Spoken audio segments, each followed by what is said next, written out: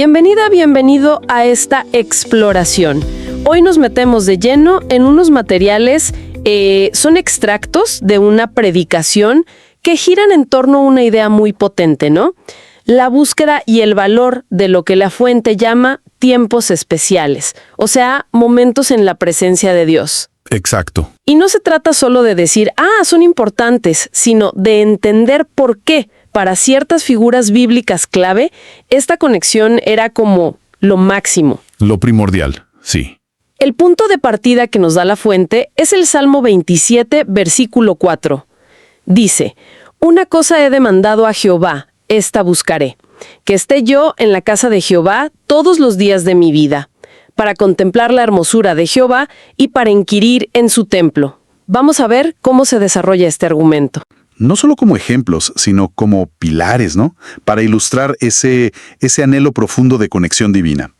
Veremos qué significan realmente esos tiempos especiales, según la fuente, y por qué se consideran tan importantes. Es como un viaje, ¿verdad? Por distintas experiencias de búsqueda y encuentro con lo sagrado, tal como lo presenta este material. Perfecto. Arranquemos entonces con David. El Salmo 27, 4 es súper directo. Su único gran deseo, dice, era estar ahí, en la casa de Dios, contemplándolo. Uh-huh. Y claro, uno piensa en David y se le viene a la mente el dulce cantor de Israel, ¿no? Alguien que, al menos como se nos presenta, su vida giraba mucho en torno a la adoración, a esa búsqueda. Sí, y la fuente refuerza eso, recordando que no es un salmo aislado. Menciona otros, como el Salmo 15. ¿Quién habitará en tu tabernáculo? Cierto. O el final del Salmo 23, el tan conocido. En la casa de Jehová moraré por largos días. O sea, parece ser una idea recurrente en él, según estos textos que analizamos. Y es interesante cómo la fuente conecta esa motivación de David con algo muy concreto, el Arca de la Alianza. Exacto. Ahí se pone fascinante, porque el arca simbolizaba la presencia misma de Dios. Y la fuente se detiene en ese relato del segundo libro de Samuel, capítulo 6, cuando David intenta llevar el arca a Jerusalén. Y ojo, que no fue fácil, Primero está esa tragedia con Usa, que toca el arca y, muere. Uf, sí, terrible. Y eso, según Samuel, y como lo recalca la fuente, llenó a David de temor. Un temor tan grande que paró todo, detuvo el traslado. Claro, me imagino. Un respeto, casi miedo, ¿no? Exacto. La fuente subraya eso. El respeto, el temor que inspiraba esa presencia, representada por el arca. Pero la historia no termina ahí, porque David sí termina llevando el arca, como sigue según la fuente. Ese es el punto clave que la fuente quiere destacar. David deja el arca temporalmente en casa de un tal Obed-Edom. Pasan unos 3 meses, y David se entera de que Dios ha bendecido muchísimo a Obed-Edom y a toda su familia, justamente por tener el arca ahí.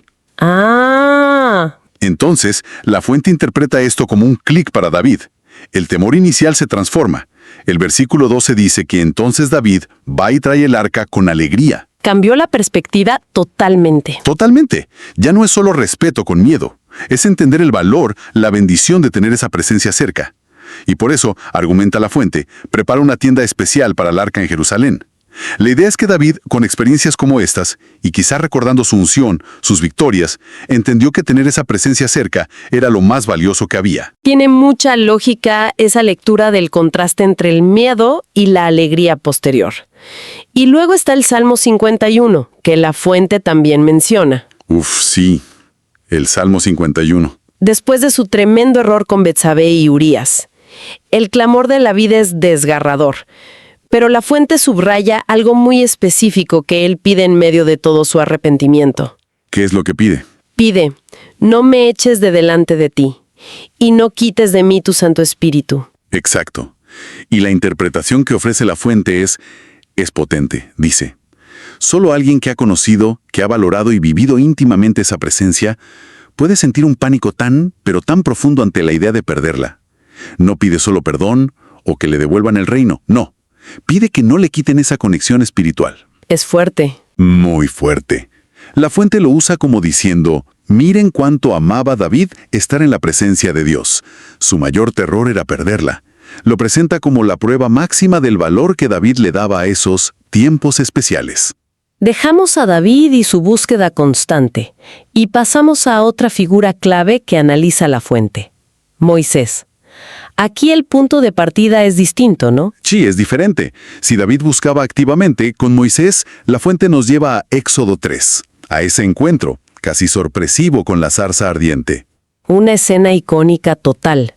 El fuego que no consume, la voz que lo llama por su nombre: Moisés, Moisés. La orden de quitarse el calzado porque el lugar era tierra santa, y Moisés cubriéndose el rostro por temor a mirar a Dios.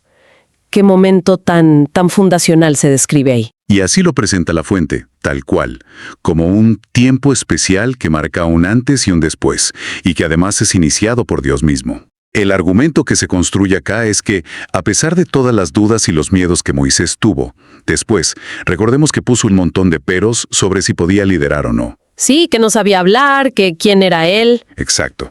A pesar que todo eso, la intensidad, la realidad de ese encuentro inicial con la presencia divina fue la fuente de su fortaleza. Eso fue lo que lo capacitó, según esta lectura, para la tarea gigantesca que tenía por delante. Es como si la fuente dijera: este primer tiempo especial fue el motor de todo lo que vino después para Moisés. Y la fuente también recuerda que no fue el único momento así para él, ¿verdad? Una vida marcada por estas intervenciones divinas. Pero hay un pasaje que la fuente destaca muchísimo. Éxodo 33, versículos 13 al 17. Ajá. ¿Qué pasa ahí? Ahí Moisés está hablando con Dios, pidiéndole conocer sus caminos, y le dice algo tremendo. Le dice: si tu presencia no ha de ir conmigo, no nos saques de aquí. ¡Wow! O sea, ¿prefiere el desierto con Dios que la tierra prometida sin él? Exactamente. Eso es lo que la fuente quiere transmitir. Moisés, después de todo lo vivido, pone la presencia de Dios por encima de la meta final. Su insistencia es notable, y la respuesta de Dios, según el texto bíblico, es clave. Mi presencia irá contigo y te daré descanso. Presencia y descanso. Invitación de Jesús siglos después. Venid a mí los que estáis trabajados y cargados, y yo os haré descansar. Se sugiere como una línea continua, ¿no? La verdadera paz, el descanso real, se encuentra en esa conexión divina. Algo que Moisés, según esto, entendió profundamente. Qué interesante esa línea que traza la fuente. Bueno, cambiemos de escenario. Nuevo Testamento, María de Betania. La fuente nos lleva a Lucas 10. Jesús visita la casa de ella y su hermana Marta. La famosa escena. Exacto. Marta está, súper ocupada con todos los preparativos, la comida, todo. Pero María elige sentarse a los pies de Jesús y simplemente escuchar lo que dice. Y la fuente usa esta escena para mostrar otra cara de los tiempos especiales. Aquí no es un llamado dramático como el de Moisés, ¿viste? Es una elección consciente, en medio de lo cotidiano. Teniendo al Hijo de Dios en casa, María prioriza estar en su presencia, absorber su enseñanza por sobre las tareas, digamos, domésticas, que preocupaban a Marta. Una cuestión de prioridades. Totalmente. La fuente lo presenta como un acto de discernimiento espiritual. Reconocer el valor único de ese momento y optar por él. Y Jesús mismo, en el relato de Lucas, la apoya. Dice que María ha escogido la buena parte, la cual no le será quitada. Y la fuente no se queda solo con esa escena de María, ¿verdad? Menciona otra. Sí. Menciona otro episodio, en Juan 12.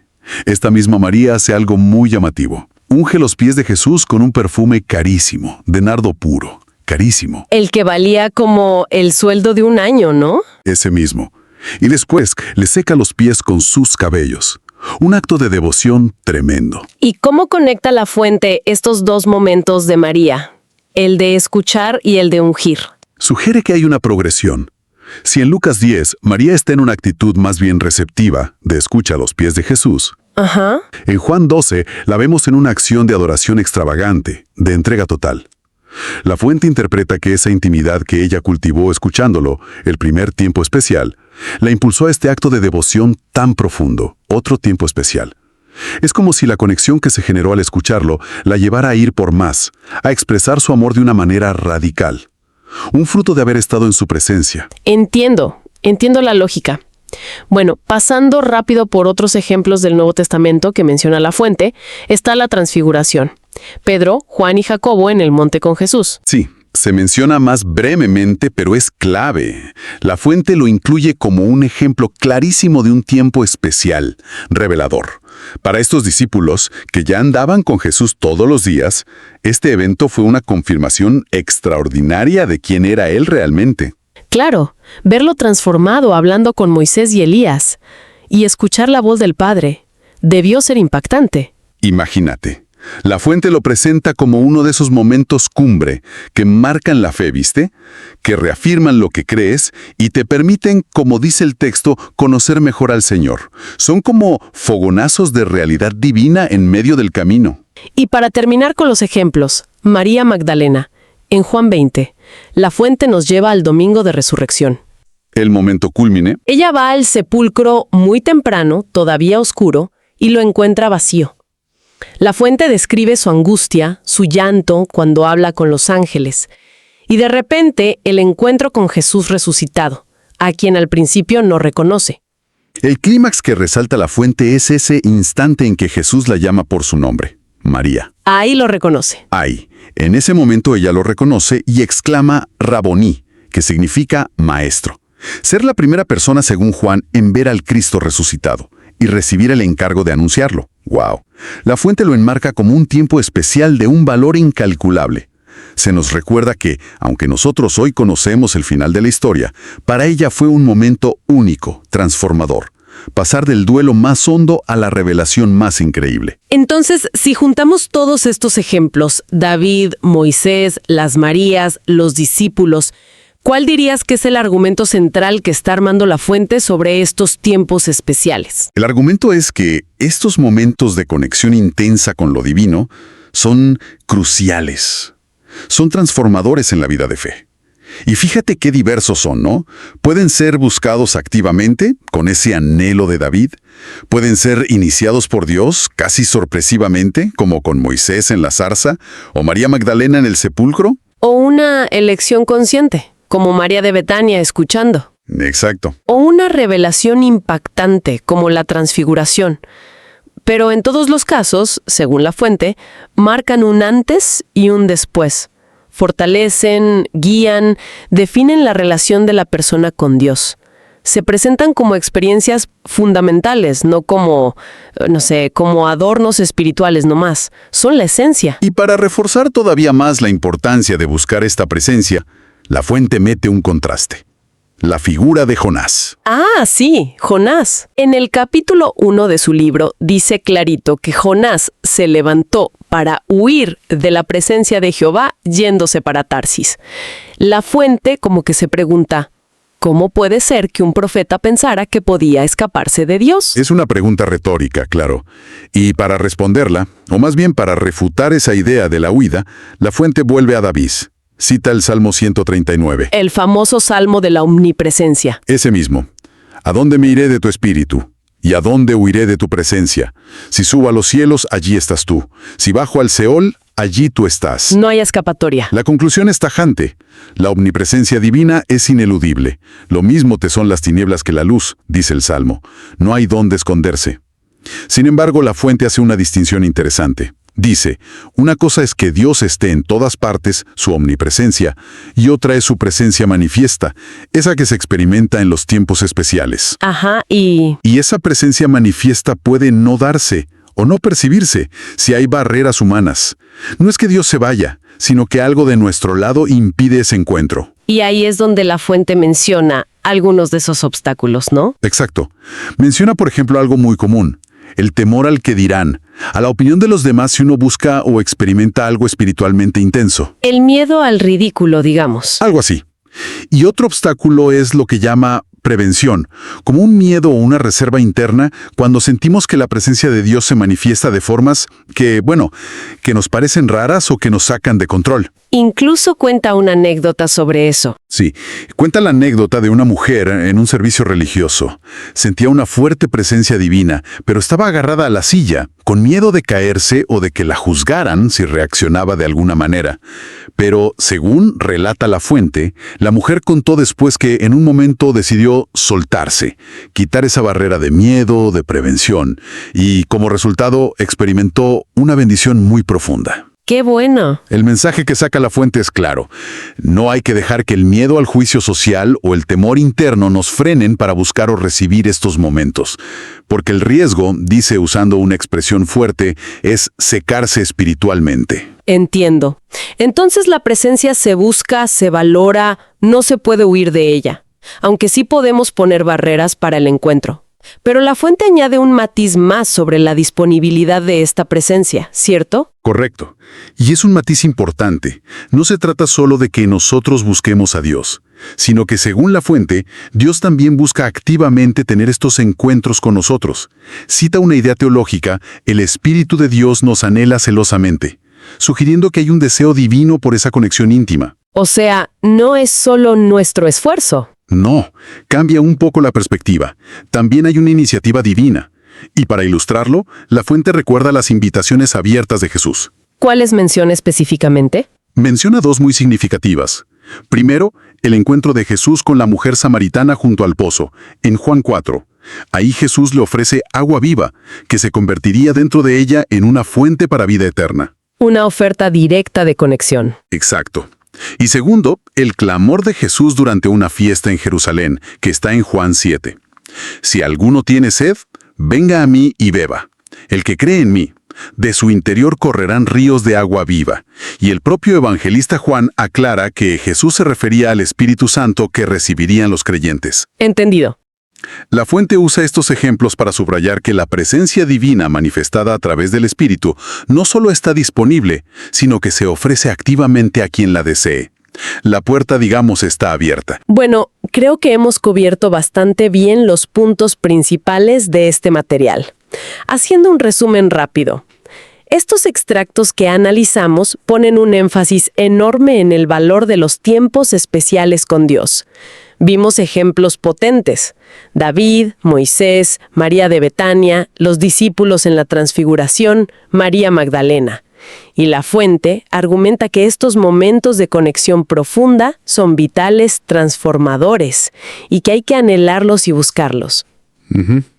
También nos alerta sobre los obstáculos, el miedo, la presión social, y nos recuerda que esta presencia no solo es omnipresente, sino que se ofrece activamente. Cierro como empezamos, con esa versión del Salmo 27.4 de Dios habla hoy. Solo una cosa he pedido al Señor, solo una cosa deseo: estar en el templo del Señor todos los días de mi vida, para adorarlo en su templo y para contemplar su hermosura. Es muy claro el deseo. Sí, es muy claro.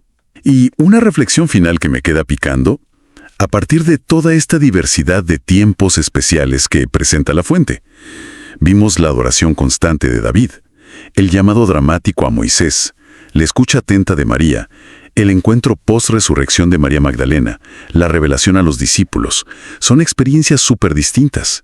Sí, muy variadas. La fuente las agrupa bajo esta idea de tiempos especiales, muchas veces ligados a momentos de oración, de servicio o de crisis. Pero justamente esa variedad que presenta la fuente invita a preguntarse algo, ¿no? Si la conexión profunda puede tomar formas tan diversas, ¿cómo podría buscarse o reconocerse o manifestarse esa conexión en la complejidad de la vida cotidiana de hoy? Quizás fuera de los marcos religiosos más estructurados o de los momentos que dedicamos explícitamente a lo espiritual. Es una buena pregunta para seguir pensando. Exacto. Es una pregunta que queda ahí, flotando, inspirada por la propia riqueza de ejemplos que el material nos dio sobre la naturaleza tan personal y multifacética de esa búsqueda espiritual. Gracias por acompañarnos hoy en este análisis.